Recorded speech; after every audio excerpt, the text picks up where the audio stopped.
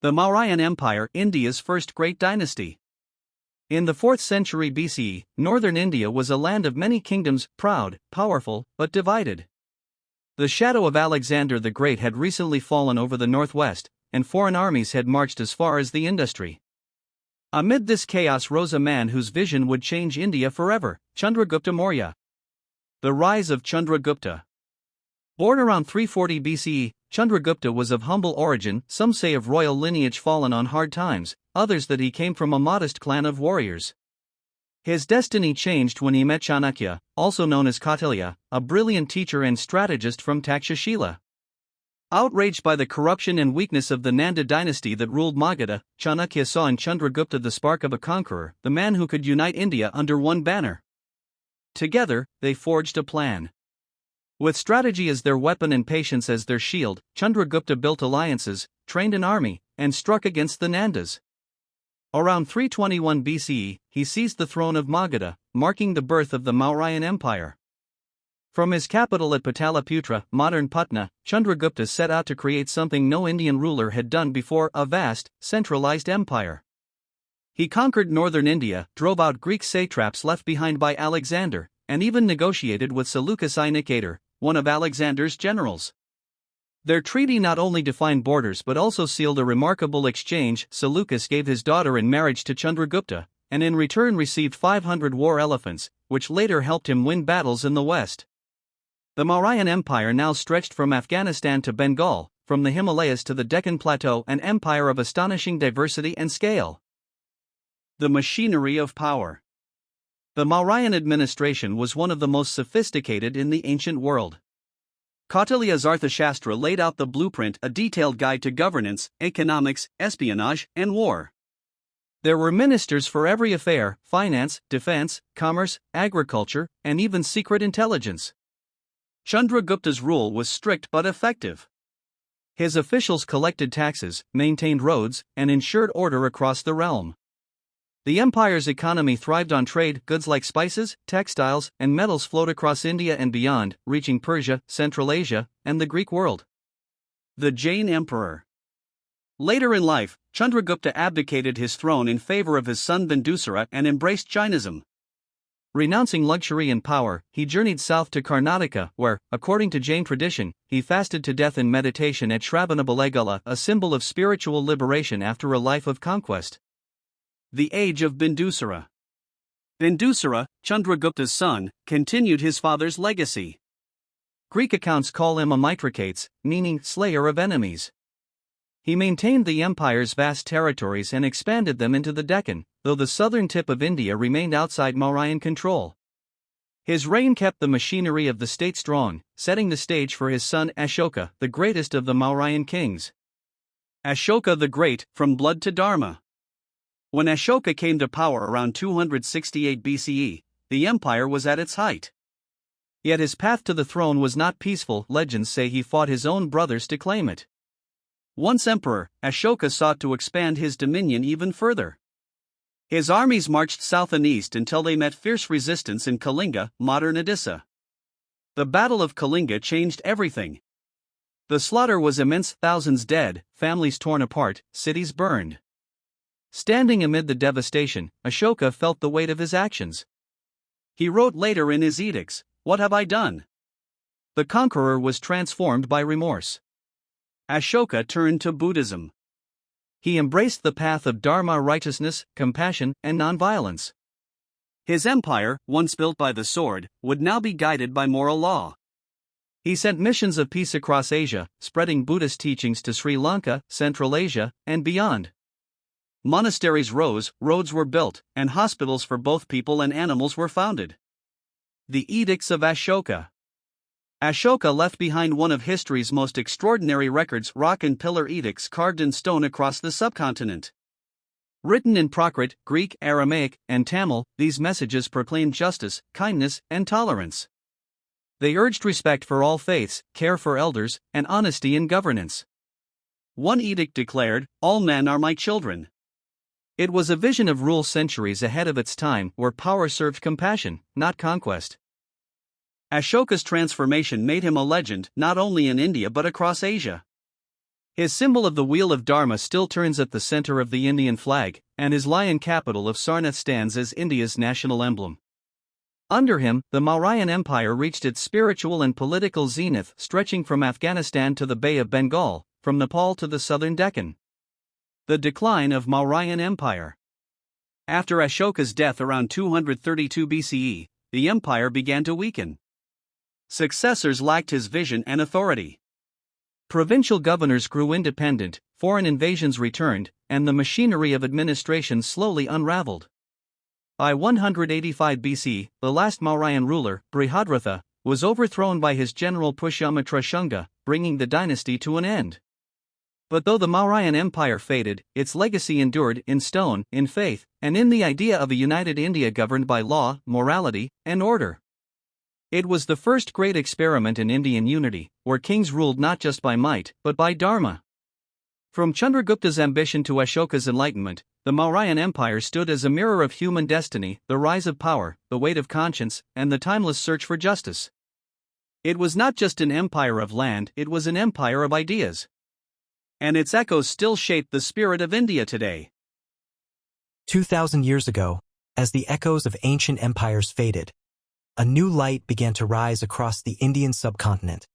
A light that would illuminate art, science, and human thought for centuries to come. This was the dawn of the Gupta Empire, the golden age of India. After the mighty Mauryan Empire had crumbled, India fell into centuries of division.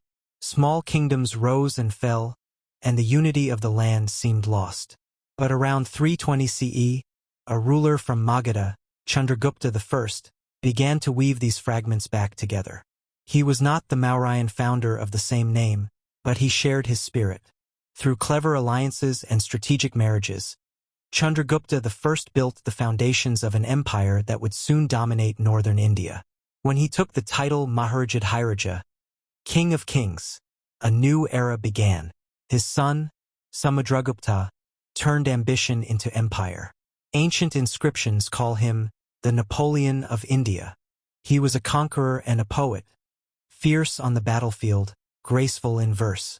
From the Himalayas to the southern plains, he crushed his rivals, yet often spared them, allowing defeated kings to rule as Gupta allies. He ruled not by fear, but by brilliance. Under Chandragupta II, known as Vikramaditya, the Gupta Empire reached its golden peak. Trade routes stretched from India to the Roman world to China and the islands of Southeast Asia. Ships carried spices, silk, and precious stones, while caravans crossed deserts laden with gold and ivory. In his court gathered the Navaratnas, the 9 jewels of wisdom, poets, scholars, and scientists who made his reign legendary. Among them was Kalidasa, the greatest Sanskrit poet, whose plays and epics captured love, beauty, and the human spirit, and Aryabhata, the astronomer who declared that the Earth spins on its axis and calculated the value of pi, centuries before Europe rediscovered it. Temples rose in exquisite stone, like the Dashavatara temple at Deoghar, blending devotion and geometry. Sculptors gave divine form to gods and goddesses with calm faces and flowing grace, art that embodied both power and peace. This new style, the Gupta style, became the model for Indian art for centuries. But beyond the palaces and temples, what was life like for the people? In the villages along the Ganges, life flowed with rhythm and simplicity. Farmers worked fertile fields, while artisans carved, spun, and forged goods that filled bustling city markets. Cities like Pataliputra, Ujjain, and Mathura thrived with trade and culture. Markets overflowed with color, spices, fabrics, jewels, and laughter. Merchants from distant lands, Persia, China, and even Rome, traded with the Guptas, carrying stories of India's prosperity across the world. Religion thrived, but not through war. Hinduism flourished, yet Buddhism and Jainism remained respected. Temples, monasteries, and stupas stood side by side, proof of a civilization confident in its diversity. This was also the time when the Mahabharata and Ramayana took their final forms, shaping Indian faith and values forever. Education was sacred. At Nalanda University, one of the world's first great centers of learning, Thousands of students studied astronomy, medicine, mathematics, and philosophy. It was here that the seeds of modern science were planted. The concept of zero, the decimal system, and even early surgical instruments. Society was orderly, guided by Dharma, the moral law that bound everyone together. Men and women both contributed to intellectual and artistic life, though roles often followed traditional patterns. Queens advised kings, poets found patronage, and scholars debated beneath banyan trees. Evenings came alive with music, recitations, and festivals. Children learned sacred verses, families offered prayers, and oil lamps flickered across riverbanks as chants rose to the night sky. It was a civilization at peace, elegant, disciplined, and curious. But no golden age lasts forever. By the late 5th century, the empire faced storms from the north. The Huns invaded, shattering the Gupta heartland. Trade declined, local rulers broke away, and by the mid-6th century, the once great Gupta Empire faded into memory. Yet their light never truly went out. The Guptas left India not just with monuments and kings, but with an idea that civilization is measured not by conquest but by creativity. Their art, science, and philosophy became the heartbeat of Indian culture for centuries. Even today, when we speak of India's golden age, it is the Guptas we remember, the rulers who turned peace into prosperity, knowledge into power, and faith into beauty. This was the Gupta Empire where India shone brightest. The rise and fall of the Delhi Sultanate, the empire of swords and scholars. This is the story of an empire born from the thunder of hooves and the gleam of steel. A realm that would forever alter the course of the Indian subcontinent. An age when sultans ruled with the sword in one hand and the Quran in the other. This is the story of the Delhi Sultanate, 5 dynasties, 3 centuries, and one enduring legacy. The foundation, when the Turks came to India. The year was 1192 CE. On the plains of Tarain, near Delhi, a powerful Rajput king, Prithviraj Chauhan, faced the fierce invader Muhammad Ghori, a ruler from the mountains of Afghanistan. In their first clash, the Rajputs triumphed. But Ghori returned the next year, swift, ruthless, and determined. The Second Battle of Tarain changed everything. Ghori's cavalry outmaneuvered the Rajput forces, and northern India fell open before the invaders. When Muhammad Ghori later died without an heir, his trusted slave and general, Qutbuddin Aibak, seized power in India. Thus, in 1206, began the Delhi Sultanate, a new political order that would reign for over 320 years. The Mamluk or Slave Dynasty, 1206 to 1290. Qutbuddin Aibak, once a slave, now wore the crown of Delhi. He was both soldier and builder, and though his reign was short, he left behind monuments that spoke of ambition.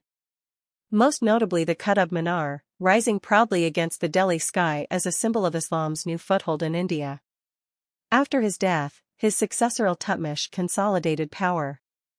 It was Iltutmish who truly laid the foundations of the Sultanate's administration, minting coins, establishing an efficient army, and earning recognition from the Abbasid Caliph in Baghdad. Delhi now stood as the seat of legitimate Islamic rule in the East.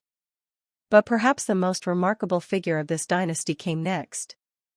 Razia Sultan, Iltutmish's daughter, and the first and only woman to sit upon the throne of Delhi. She was intelligent, courageous, and far ahead of her time. Yet her gender proved her downfall. Conservative nobles refused to accept a woman's rule, and Razia was overthrown, dying in rebellion. Still, her brief reign remains one of the most fascinating chapters of medieval India. The dynasty would ultimately fall to internal strife and external invasion, paving the way for new rulers. The Khalji dynasty, 1290 to 1320. When the Khaljis took power, a new era began. One marked by military expansion and strict control. The most legendary of the Khalji sultans was Alauddin Khalji, a ruler as ambitious as he was ruthless. Alauddin crushed rebellions with an iron hand and expanded his dominion deep into the Deccan, confronting kingdoms far to the south. He introduced bold economic reforms, fixing prices, controlling markets, and building granaries to feed his armies. Delhi became one of the most powerful cities in the Islamic world. But Aladdin was also haunted by conspiracies and paranoia. He surrounded himself with spies and ruled through fear. Yet under his command, India repelled the terrifying Mongol invasions that had crushed cities from Persia to China. While others burned, Delhi stood firm. When Aladdin died, his empire fractured under weak successors, leaving the throne vulnerable once again. The Tughlaq dynasty, 1320 to 1414. Next came the Tughlaqs, ambitious and visionary rulers who sought to reform and expand the empire, but whose overreaching often led to disaster. The first of them, Ghayasuddin Tughlaq, was a just and practical king. But his son, Muhammad bin Tughlaq, remains one of history's most controversial figures. Brilliant yet erratic, his reign swung between genius and chaos. He shifted the capital from Delhi to Daulatabad, hundreds of kilometers away, forcing thousands to march across the plains in misery. He introduced token currency made of copper instead of silver, an experiment that collapsed as counterfeit coins flooded the markets. His grand ideas outpaced the realities of his time, and the empire began to crumble under rebellion and despair. Then came Firoz Shah Tughlaq, a more stable but conservative ruler. He built canals, cities, and mosques, reforming taxes and caring for the poor. Yet by his death, the once mighty Delhi Sultanate was weakening. Regional kingdoms rose, and the unity of the empire began to fade. The invasion of Timur, 1398. In 1398, Delhi faced a storm unlike any before. Timur the Lame, the brutal conqueror from Central Asia, swept across northern India with unmatched savagery. Delhi was looted and burned, its people massacred. The city that had stood as the heart of the Sultanate for nearly 2 centuries lay in ruins. The Tughlaq dynasty never recovered. Chaos followed, and the empire splintered into fragments. The Sayyid and Lodi dynasties, 1414 to 1526. In the aftermath, the Sayyids claimed power, ruling as nominal governors of a broken realm. They held Delhi but little else, more caretakers than conquerors. Then came the Lodis, the last of the Delhi sultans and the first of Afghan origin. Among them, Sikandar Lodi revived Delhi's glory briefly, reforming administration, encouraging Persian culture, and promoting trade. But his successor, Ibrahim Lodi, faced growing dissent among his nobles and rebellion across his territories. And then, from beyond the northwest frontier, a new conqueror appeared, Babur, a descendant of Timur and Genghis Khan. At the Battle of Panipat in 1526, Babur's cannons shattered the Lodi army. Ibrahim Lodi was slain on the field, and with his death, the Delhi Sultanate came to an end.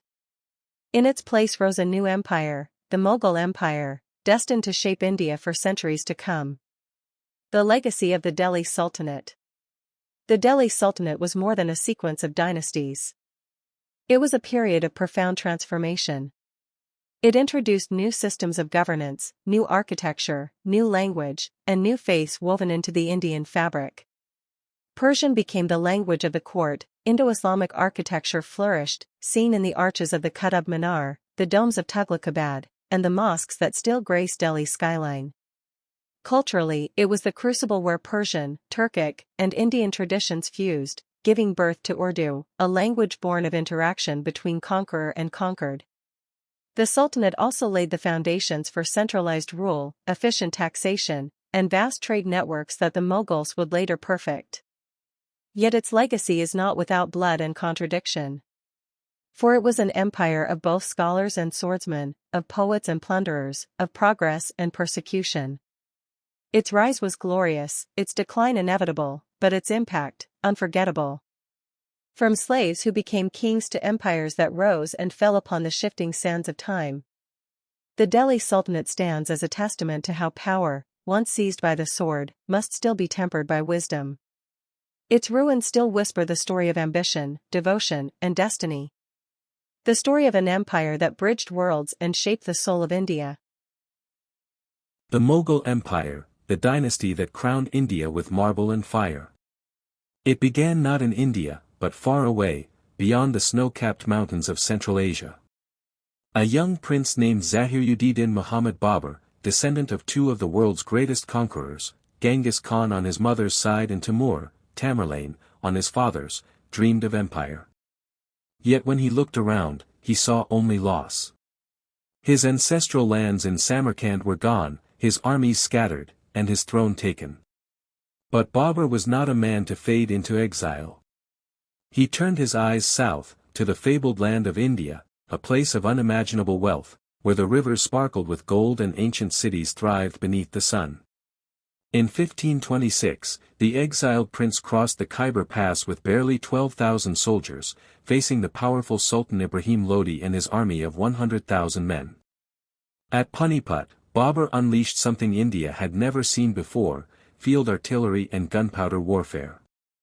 Cannons thundered, elephants panicked, and the mighty Lodi Sultan fell.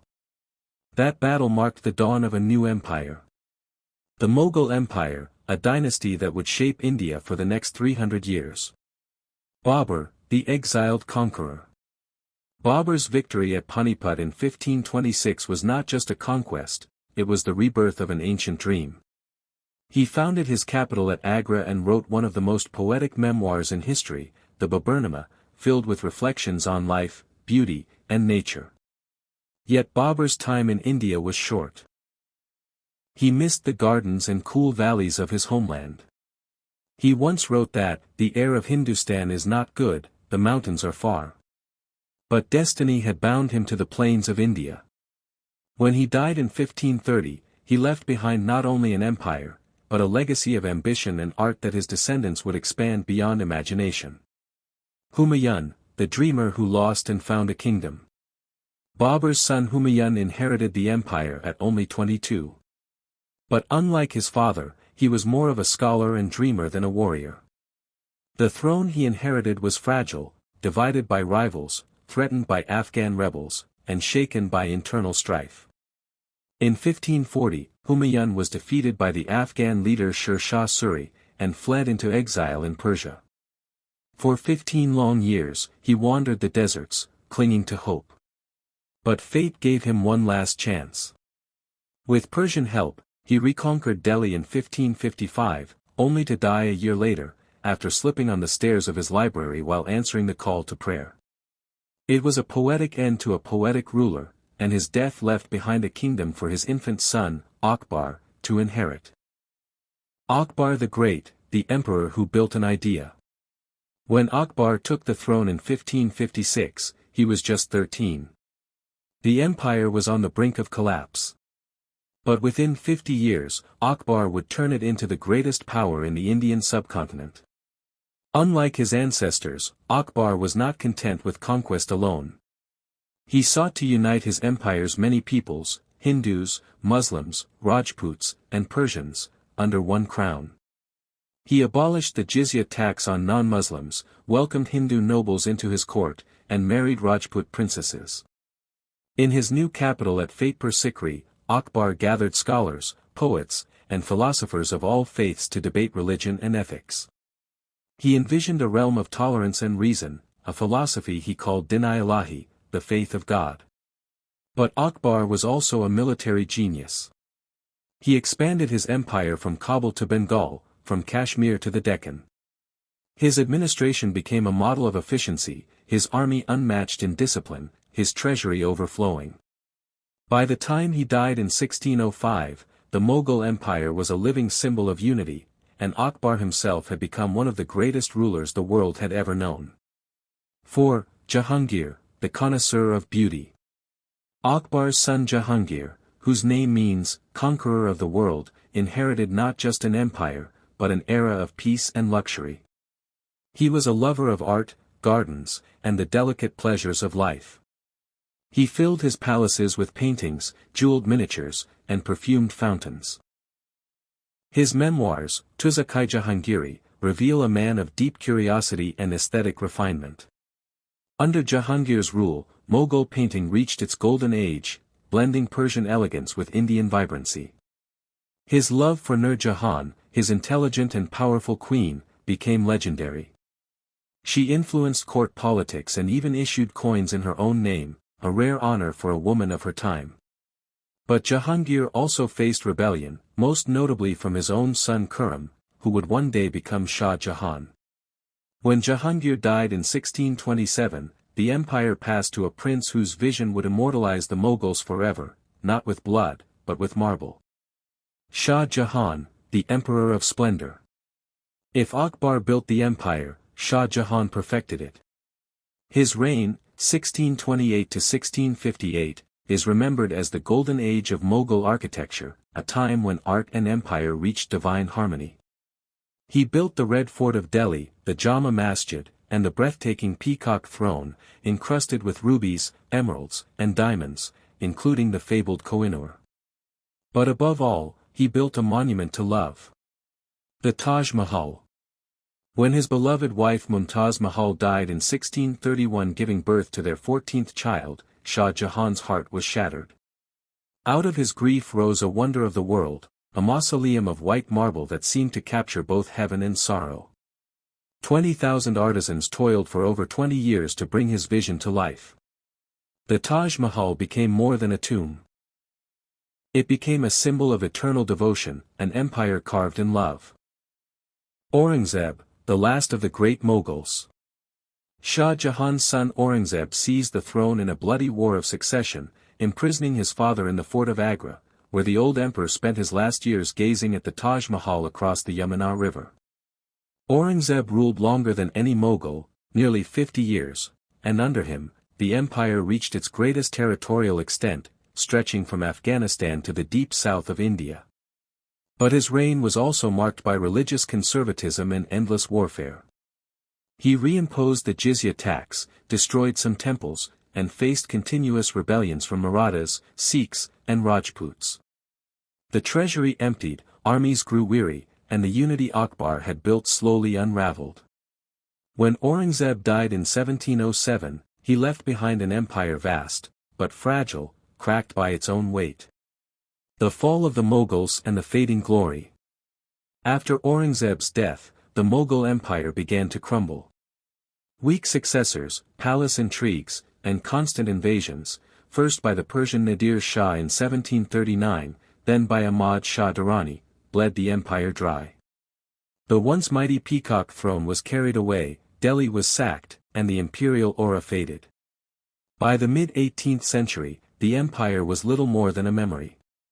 Yet the legacy of the Mughals lived on, in art, language, cuisine, architecture, and even the soul of India itself. Their domes still crowned the skyline, their gardens still bloomed beside silent rivers, and their monuments, especially the Taj Mahal, continued to whisper the story of a dynasty that blended conquest with culture, and blood with beauty. The marble and the dust. The Mughals came as conquerors, but they became more than that. They became Indians, shaping and being shaped by the land they ruled. From Babur's cannons to Shah Jahan's marble, from Akbar's tolerance to Aurangzeb's austerity, the Mughal story is not just about kings and battles. It is about how power meets art, how faith meets empire, and how beauty outlives everything. Centuries have passed, empires have fallen, and the marble has faded. But as long as the sun rises over the Taj Mahal, the world will remember the name, Mughal,